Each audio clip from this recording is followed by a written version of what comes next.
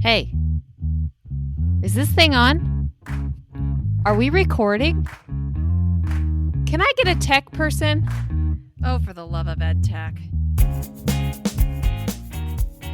Joining us today is David Graham, who is currently teaching science at Trotwood Madison Middle School. And we're excited to hear his perspective, not only on technology and how he's using it, but he has recently switched from math to science. So that brings its own new bags of tricks, I think. So, hey, David, thanks for talking to us today. Thanks for having me. Yeah. So, can you just tell us a little bit about how you decided to become a teacher? What led you to where you are today? It's definitely a little bit different than I've heard on some of your podcasts. When I was in school, there was a lot of students that would ask questions in math class, particularly. And for some reason, I had a way to be able to explain it. But also, when I was in high school, when you're trying to weed through what you want to do when you're done, I wanted to go into ministry and possibly be a pastor. But when I asked my pastors about that, they recommended that I get a bachelor's degree in what I would do if I wasn't a pastor. And so I started going to the community college for business, but then when I saw the foreign language requirement, I wanted to reassess that. So in my reassessing, I looked at education because, one, it didn't have a foreign language requirement.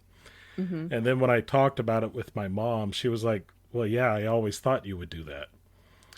So I pursued education, got my degree from Wright State, and then I went off to start pursuing my master's degree in that pastorate world. And I was a substitute teacher in Louisville, Kentucky. I looked at attending a school there, but it just wasn't working out for me. So I moved to North Carolina and started teaching at a school there. And I got into education through a lateral entry program.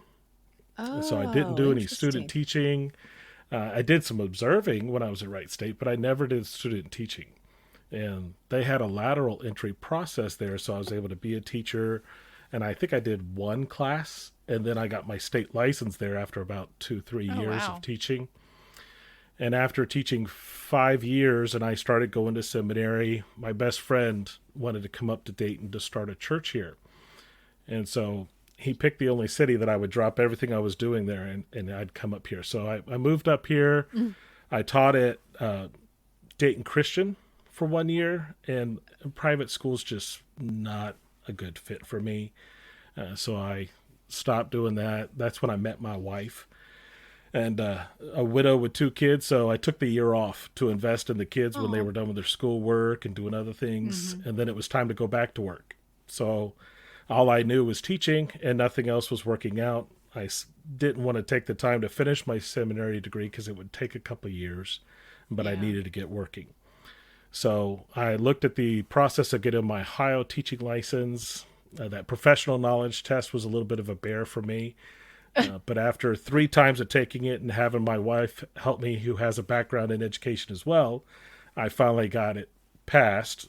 But I was a substitute teacher for a part of a year, and then I started teaching in 2 different charter schools, and then ended up in Trotwood. So still doing education. And after our kids graduated from high school, my wife said, how many classes do you need to take to finish your master's? And I had 6 classes left. So of course she told me to finish, and I'll finish a master's degree that I started in 2007 this school year. Wow. Yeah. I think that will call for a big celebration. For sure. Yeah, I told my middle school students I've been working on a master's longer than they've been alive. Oh my gosh, yeah, that is true, isn't it? Yes. That is true with their age. So, just your take, how has using technology impacted your teaching strategies and student engagement? I have a different approach to technology because I am the middle of 3 boys, and both my brothers are way more technologically advanced than me. My little brother has done a lot of writing programs. I think he writes programs in 5 or 7 different programming languages. I don't Oh know my exactly how gosh. many. Yeah. And he's been writing programs for the Air Force since he was like a junior in high school in college, and Jeez. he's not much younger than me. And he's written for different health care providers and different apps and stuff like that. So he's very smart and has a master's degree. My older brother, he never finished college, but he's definitely made a niche for himself in customer service and helping people understand technology. So having those two as my brothers, when people say I'm so tech savvy, I'm like, you don't know my background. With my brothers, I'm kind of the one that doesn't know what they're talking about. But using technology has drastically changed my classroom from 2004 when I first started substitute teaching, or 2005 when I started teaching in North Carolina, when we used to record our grades on a floppy disk and then turn it Oh in. yeah. And nowadays it's just done online, and I can work on my grades at home or at school or at a coffee shop. And so that's drastically impacted just your mood as a teacher, being able to work on your grades wherever. Yeah. But then other components that you use to gain interaction from your students have drastically changed too. I used the old Centios, which I think was smartboards interactive Oh yeah. device that you could give your students. They'd Yes. have their own code, put it in, and then you could get those quick responses, like a check for understanding. And so Yeah. we use those. And Dayton Christian, they use something similar to that to do surveys with students. And then now you just can sync a Chromebook up to a presentation. And so Yeah. those Nice. pieces Yeah. have drastically changed. And trying to evolve as a teacher with education technology can be very daunting.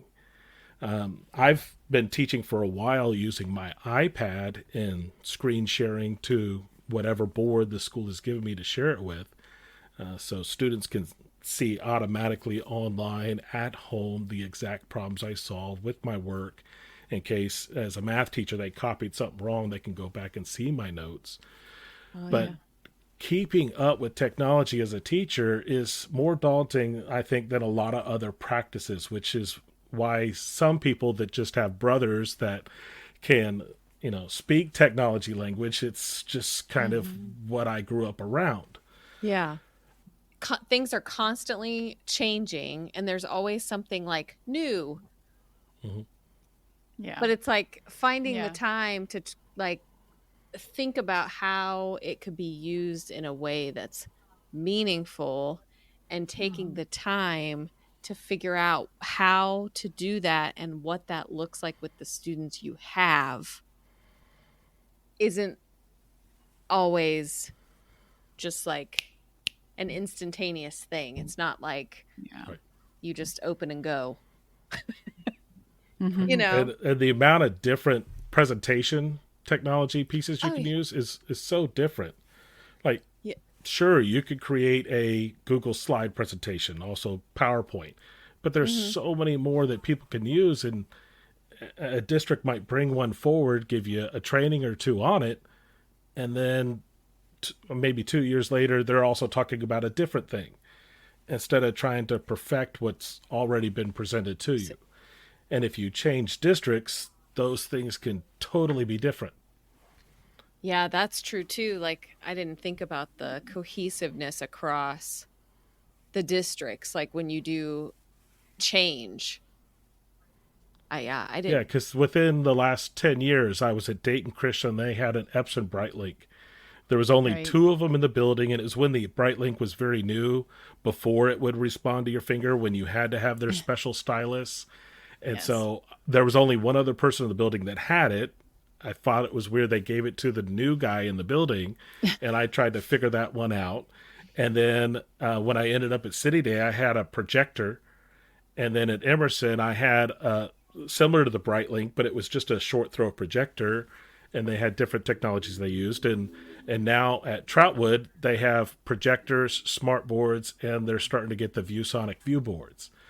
And so Okay. every single one of those functions differently.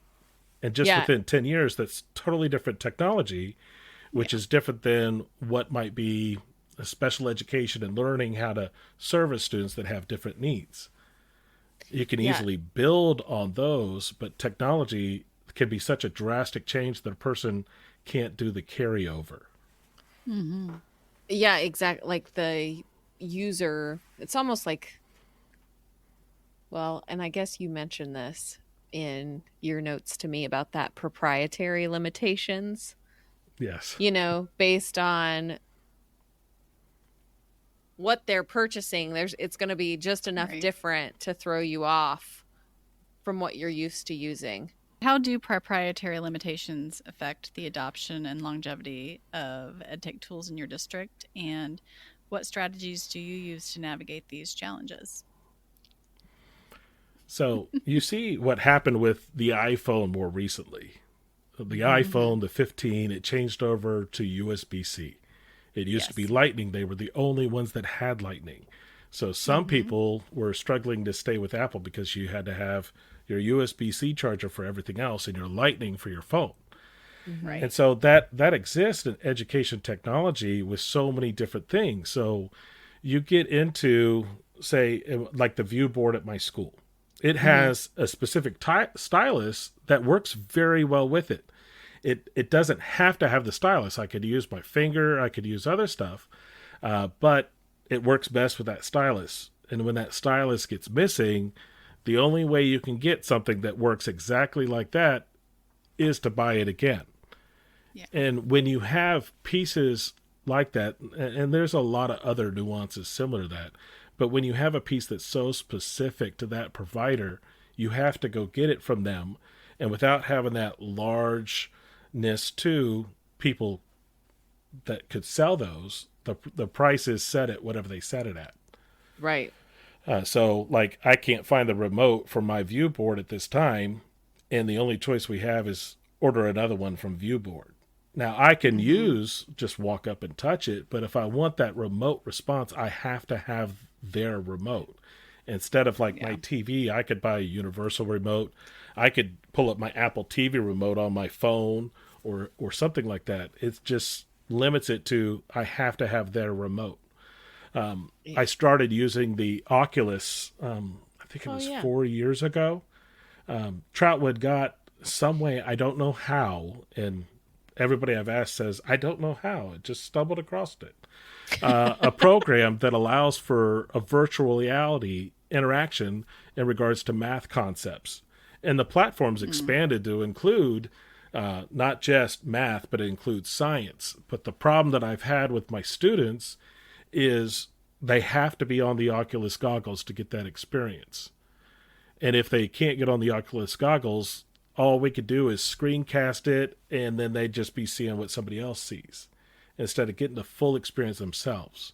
And Oh. when I went down to the Future of Education Technology Conference, it's a national wide conference this year. I think it's in Orlando, and then they have one coming up in New Orleans. There was a different piece of technology that had a different virtual environment, but that was a specialized laptop. And the laptop had two cameras on the top that basically measured the width of your eyeballs. And Oh, so it took the interesting. measurement of your eyeballs, the distance you were from the screen, and it was Wow. really weird that it popped up a virtual image like it was floating from your screen. So imagine this image floating what looks to be right above your keyboard.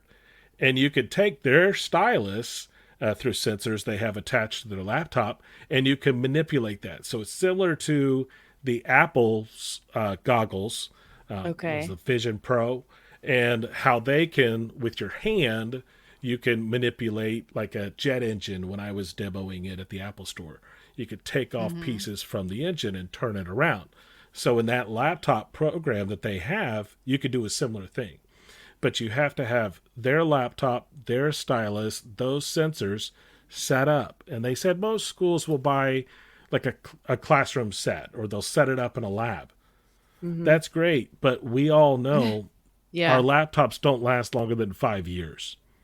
And Mm-hmm. so all Yeah. of those pieces and their own specialized laptop probably doesn't come at a premium price. Yeah. They can't have some warehouse make them thousands of them, maybe thousands, but not millions. Yeah. And so getting those pieces, while great and wonderful for students, the longevity is going to struggle to be there.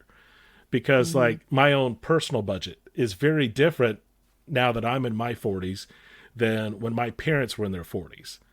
Yeah. Because we all have cell phones. I have a cell phone, my wife, my kids, and they're all on my plan.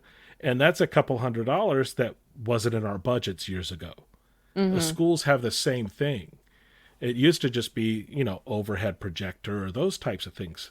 And if you just add in the technology pieces for the teacher, it's not as big of a leap. But then you add in all those other pieces for the students and say, well, it's just one lab.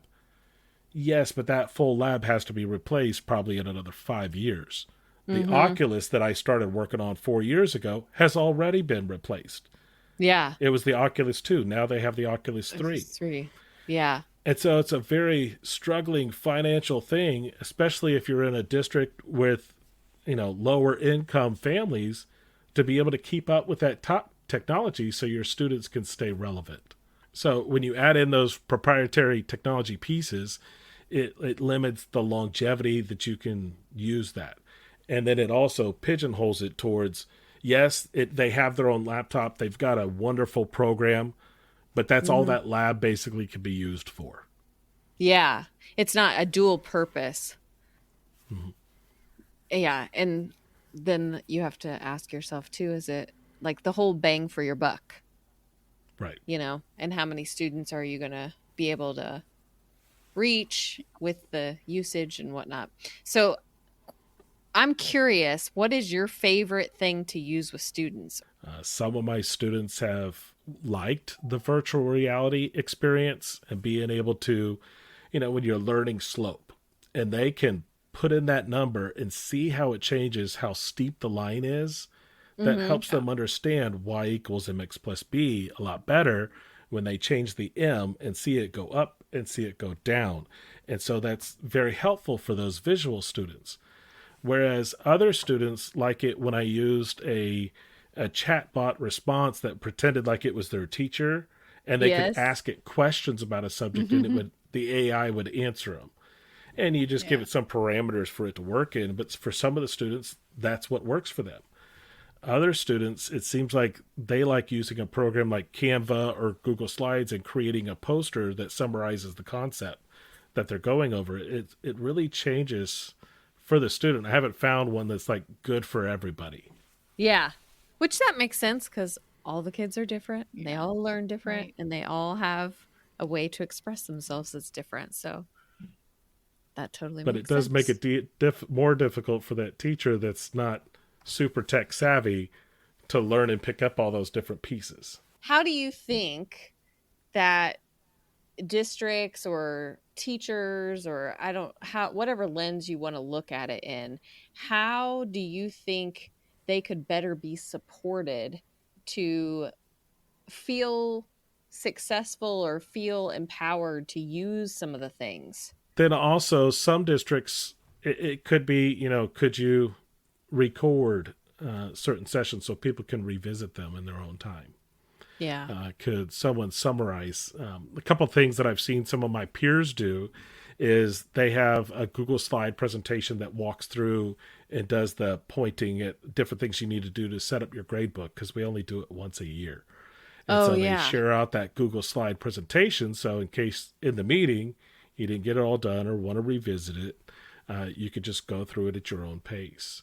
So it helps out with that. And I know there's AI components that'll watch you do a task and will create something similar to that. But that's some of the ways in which I've seen our district try to go after that and help people is creating those Google slideshows that will point at different spots they need to click at to set up things like their grade book or other things that need to be set up one time and then you forget about it, like your Right, yeah. voicemail on your phone. Do you have any tips or tricks you like to share with teachers on how to stay organized or maybe be more efficient? One thing that I've kind of done the two things that I've done that have greatly helped out, the paperwork and papers to your students and students accessing notes.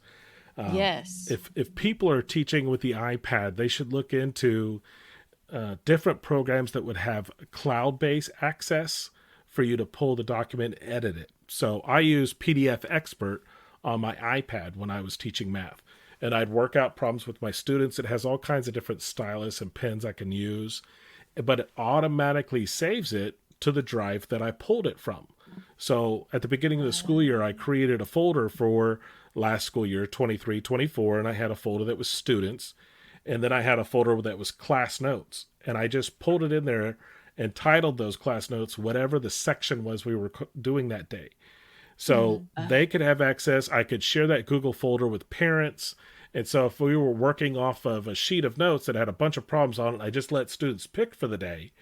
Then they have extra problems that a parent could go over with them when they got home. And so that was a big help for some of my parents that had the time to sit down with their children and do those things. And then the other thing, when we have to keep track of so many different notes throughout the day, it's very easy to become the Post-it note person and have Post-its all over your screen. And you're trying to keep also data regarding your students or different IEP goals or 504s or evaluate students for IET processes and everything else. You can lose track of where all your notes are. And this school year, I became union president, so keeping track of my notes for that can be like two separate worlds. Yeah. And so instead of just being like, I forgot my notebook that has my notes for when I'm teacher or when I'm serving as president over here, I just do it all on my iPad. So I have a notes app I use on there, and I just have a different digital folder I use. So instead of walking around with a two of them, so I don't forget them, like binder or whatever that might be, or a notepad, I just have my one iPad. And my wife has limited how many books I can have at home, so I have digital books and I can carry all of them in my backpack. I love that. So finding tools like that and how to work it out for the way you are can greatly reduce your load. So I don't carry around hardly any books in my book bag anymore because they're all mostly digital that I'm working with for research.